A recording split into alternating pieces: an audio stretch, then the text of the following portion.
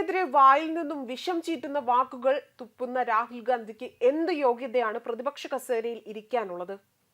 രാജിവെച്ച് പുറത്തു പോകണം എന്ന ആവശ്യം ശക്തമായിരിക്കെ വീണ്ടും രാഹുൽ ഗാന്ധിക്കെതിരെ പ്രതിക്കൂട്ടിലാക്കിക്കൊണ്ട് എഫ്ഐആർ രജിസ്റ്റർ ചെയ്തിരിക്കുകയാണ്.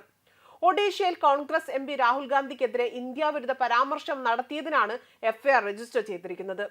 രാംഹരി പൂജാരി എന്ന വ്യക്തി സമർപ്പിച്ച പരാതിയിൽ ഗാന്ധിയുടെ പരാമർശങ്ങൾ, അതായത് രാഹുൽ ഗാന്ധിയുടെ പരാമർശങ്ങൾ രാജ്യത്തിന്റെ ഐക്യത്തിനും അഖണ്ഡതയ്ക്കും ഭീഷണിയാണെന്നും പറയുന്നു. ഇന്ത്യക്കെതിരെ യുദ്ധം പ്രഖ്യാപിച്ചതുകൊണ്ട് അദ്ദേഹം രാജ്യത്തിനെതിരെ കലാപത്തിന് പ്രേരിപ്പിച്ചുവെന്നും പറയുന്നു. പ്രസ്താവന നടത്തി തന്റെ സംസാര സ്വാതന്ത്ര്യം ദുരുപയോഗം ചെയ്യുന്നതെന്നും എഫ്ഐആറിൽ രാഹുൽ ഗാന്ധിക്കെതിരെ കുറ്റം ചുമത്തിയിട്ടുണ്ട്.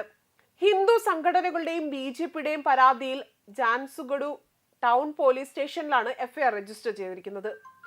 കേസിൽ പോലീസ് അന്വേഷണം നടത്തി വരികയാണ്. 2025 ജനുവരി 15 ഡൽഹിയിലെ കോഡ്ല റോഡിൽ പുതിയ കോൺഗ്രസ് ആസ്ഥാനത്തിന്റെ ഉദ്ഘാടന വേളയിലാണ് രാഹുൽ ഗാന്ധി വിവാദ പ്രസ്താവന നടത്തിയത്. RSS പ്രത്യാശാസ്ത്രം പോലെ ഞങ്ങളുടെ പ്രത്യാശാസ്ത്രത്തിനും ആയിരക്കണക്കിന് വർഷങ്ങൾ പഴക്കമുണ്ട്. ആയിരക്കണക്കിന് വർഷങ്ങളായി അത് RSS പ്രത്യാശാസ്ത്രത്തിനെതിരെ പോരാടുകയാണ്. BJPയും RSSും നമ്മുടെ രാജ്യത്തെ ഓരോ സ്ഥാപനവും പിടിച്ചെടുത്തു. നമ്മളിപ്പോൾ പോരാടുന്നത് BJPയുമായും RSSുമായും ഇന്ത്യൻ ഭരണഘടനയുമായാണെന്നാണ് രാഹുൽ ഗാന്ധി പറഞ്ഞത്.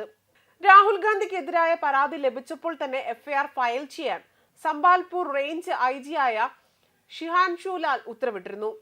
പരാതിയിൽ പ്രഥമ ദൃഷ്ട്യാ അന്വേഷണത്തിൽ പോലീസ് ആരോപണങ്ങൾ ശരിയാണെന്ന് കണ്ടെത്തിയിരുന്നു. ഇക്കാര്യത്തിൽ എഫ്ഐആർ രജിസ്റ്റർ ചെയ്യാൻ ഉത്തരവിട്ടിട്ടുണ്ട്. ഈ വിഷയത്തിൽ BNSന്റെ പ്രസക്തമായ വകുപ്പുകൾ പ്രകാരം കേസ് രജിസ്റ്റർ ചെയ്തിട്ടുണ്ട്. വിശദമായി അന്വേഷിച്ചു വരികയാണ് എന്നും നിയമങ്ങൾ അനുസരിച്ചുകൊണ്ട് ഇക്കാര്യത്തിൽ രാഹുൽ ഗാന്ധിക്ക് നോട്ടീസ് അയക്കുകയും തുടർ നടപടികൾ സ്വീകരിക്കുകയും ചെയ്യുമെന്നും IG വ്യക്തമാക്കിയിട്ടുണ്ട്. അതേസമയം രാഹുൽ ഗാന്ധിക്കെതിരെ ജാമ്യമില്ലാ വകുപ്പ് പ്രകാരം പോലീസ് കേസെടുത്തിരുന്നു. ഗുവാഹട്ടിയിലെ പാൻ ബസാർ പോലീസാണ് കേസെടുത്തതും. മോജിത് ചോട്ടായി എന്നയാളാണ് പരാതി നൽകിയിരിക്കുന്നത്. ഭാരതീയ ന്യായ സംഹിതയിലെ സെക്ഷൻ 152, 197 ക്ലോസ് 1 എന്നീ വകുപ്പുകളാണ് രാഹുലിനെതിരെ ചുമത്തിയിരിക്കുന്നത്.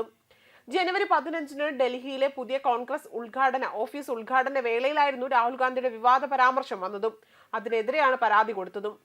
BJPയും RSSും രാജ്യത്തെ ഓരോ സ്ഥാപനത്തെയും പിടിച്ചെടുത്തിരിക്കുകയാണ്.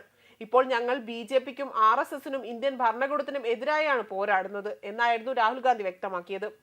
രാഹുലിന്റെ ഈ പരാമർശം പൊതുസുരക്ഷയ്ക്ക് ഭീഷണിയാണെന്നാണ് അദ്ദേഹം പരാതിയിൽ ആരോപിക്കുന്നത്. ഇന്ത്യൻ ഭരണകൂടത്തിനെതിരെ പോരാടുകയാണ് എന്ന് സൂചിപ്പിച്ചുകൊണ്ട് ജനങ്ങളെ കലാപത്തിനും അട്ടിമറിക്കും രാഹുൽ പ്രേരിപ്പിക്കുകയാണ് എന്നും അദ്ദേഹം പരാതിയിൽ പറയുന്നു. രാഹുലിന്റെ പ്രസ്താവന സംസ്ഥാനത്തിന്റെ അധികാരത്തെ തന്നെ ചോദ്യം ചെയ്യുകയും രാജ്യത്തെ ശത്രുവായി ചിത്രീകരിക്കുന്നതിനെന്നും ഇത്തരം പ്രസ്താവനകൾ അപകടകരമായ ആഖ്യാനം നൽകുന്നതാണ് എന്നും അദ്ദേഹം പരാതിയിൽ ചൂണ്ടിക്കാണിച്ചിരുന്നു. രാജ്യത്തെ അശാന്തിയും വിഘടനവാദവും വളർത്താൻ ഇത് കാരണമാകുന്നുവെന്നും പരാതിയിൽ പറയുന്നു. പ്രസ്താവനയ്ക്കെതിരെ നേരത്തെ തന്നെ BJPയും രംഗത്തെത്തിയിരുന്നു. കോൺഗ്രസിന്റെ യഥാർത്ഥ മുഖമാണ് രാഹുൽ ഗാന്ധിയുടെ പുറത്തു വന്നിരിക്കുന്നതെന്നും BJP നേതാക്കൾ കുറ്റപ്പെടുത്തിയിരുന്നു.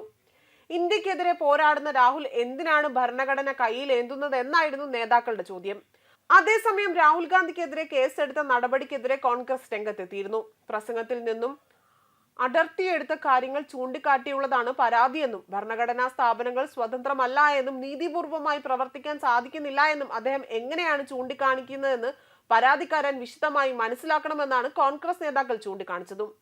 അതിനിടെ രാഹുൽ ഗാന്ധിയുടെ നേതൃത്വത്തിൽ വൈറ്റ് ടീഷർട്ട് പോരാട്ടത്തിന് കോൺഗ്രസ് തുടക്കം കുറിച്ചിരുന്നു. രാജ്യത്തെ യുവാക്കളും തൊഴിലാളികളും വെള്ള ഷർട്ട് ധരിച്ചുകൊണ്ട് അസമത്വത്തിനെതിരായ മുന്നേറ്റത്തിൽ പങ്കുചേരണമെന്നും അദ്ദേഹം അഭ്യർത്ഥിച്ചിരുന്നു. മോദി പാവങ്ങൾക്ക് നേർ പുറംതിരിഞ്ഞു നിൽക്കുകയാണ് എന്നും കോർപ്പറേറ്റുകൾക്ക് വേണ്ടി മാത്രമാണ് അദ്ദേഹം നിലകൊള്ളുന്നത് എന്നായിരുന്നു രാഹുൽ ഗാന്ധി ആരോപണം ഉന്നയിച്ചതും. ന്യൂസ് ഡെസ്ക് കർമ്മ ന്യൂസ്.